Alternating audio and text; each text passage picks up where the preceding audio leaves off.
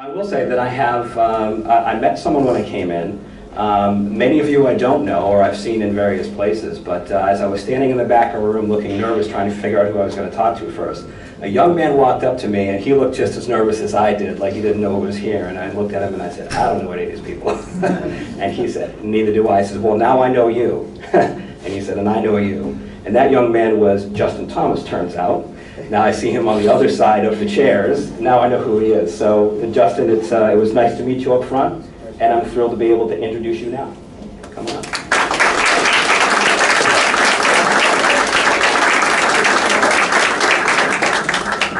Thank you everyone for being here.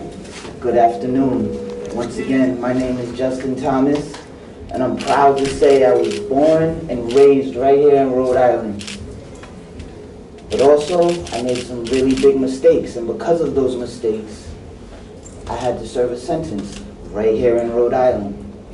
And so, when I served that time in prison here in Rhode Island, it was only the positive people that were around me that helped me to understand I had to grow mentally, physically, and in every other way I possibly could, because I was determined and I was focused so that when I came home, I was not in the same mental shape that I was in when I came in. Because of the positive people around me, they helped to introduce me to things like reentry programming and physical fitness and all these other things that would help me be the person that I wanted to be moving into the future. That reentry programming saved my life, changed my life, and just did something for me that every day I'm trying to give back.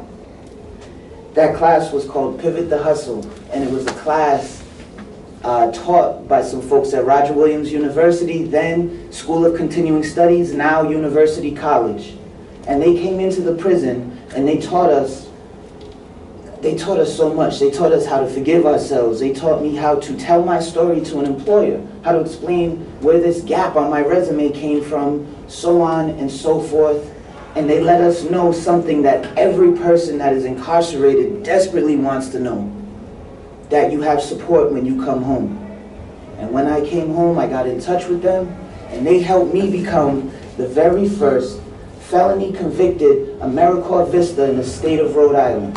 And I'm able to thank you.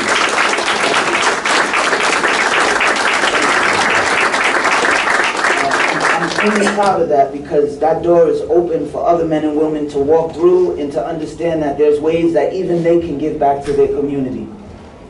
That work took me and moved me through on and throughout my career, and it took me to a point where I had to say, I want to give back what was given to me.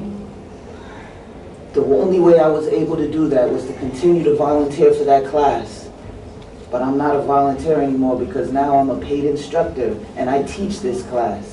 And we just started a women's cohort, and they are amazing. And if y'all are watching, ladies, be amazing. Continue to be amazing.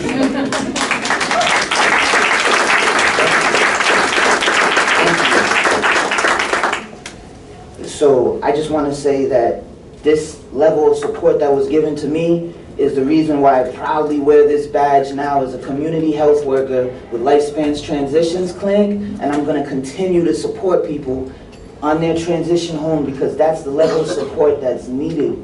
That is needed. Men and women are coming home.